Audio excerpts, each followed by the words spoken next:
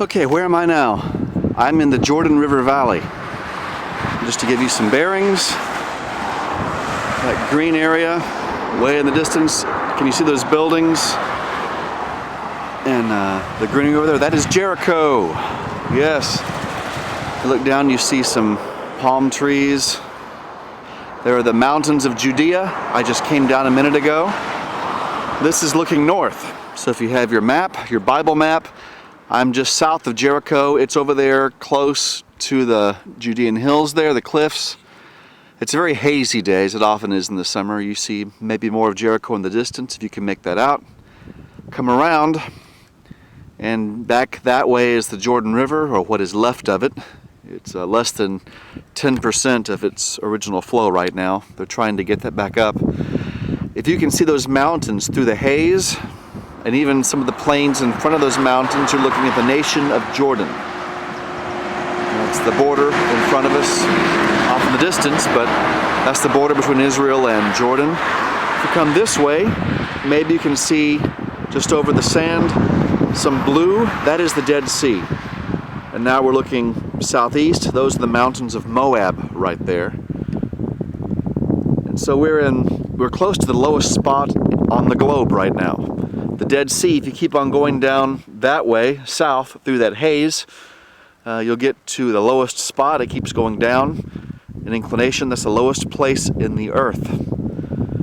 But for the Bible story, the Israelites crossed up there somewhere and then came over, and maybe we know the story. They marched around Jericho, went back to their tents.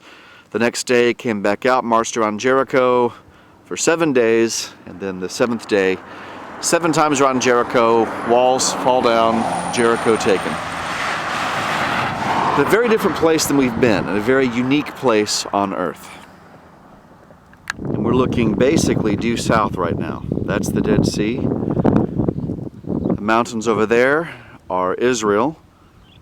The mountains over there are Jordan. Or in ancient times, Judah, Moab. Very close. And I'm very close to the border. The border with Jordan's right down there. Now, don't worry, it's a peaceful border. They're friends. Don't worry, Melanie. It's a message to my wife. But we go up and we're looking north, and of course we see a lot of sand, a lot of dryness, and yet we see a lot of trees, a lot of plants, which indicates water. And that's why people have been here for so long. It can be hot in the summer, but in the winter it's very pleasant. And there's water here, which is fundamental for any settlement, of course. And there is the way up to Jerusalem. In the distance, we see a lot of groves around here, a lot of date palms. These have been popular here. They were very popular in ancient times. But most of them, all of them were destroyed or died out after the Roman period. But they've been revitalized, and a very productive area once again. This is Masada. That's the Hebrew word for stronghold, and you can see why. On the front, maybe you can see that white path working its way up. That's the snake path. The only way to get up there before the advent of technology, or before the advent of Roman ramp building on the other side. Those who know the story of Masada know that during the Jewish war against Rome in the 1st century, Herod the Great had a huge palace, a big palace up there on the right side actually. A 3-level palace on the right side, another one towards the left side. But Jewish rebels seized this stronghold. It was fortified with casemate walls, and the only way up is that path. How do you assault this? That's the point. That's why it's called the stronghold. The Romans found a solution. On the other side, there was a rock spur that was a lot closer to the top than this side over here.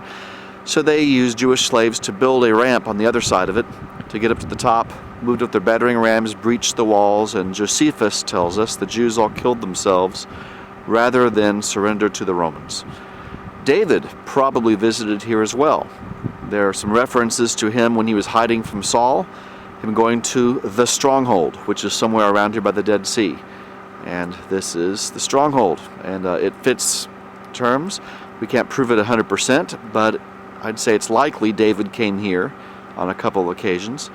One occasion he took his family to Moab for safety, right across that way.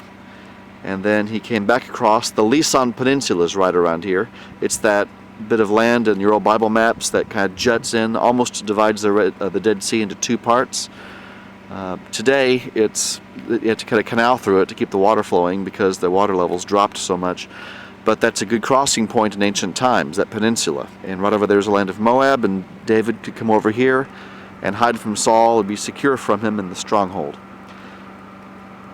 A great place to visit.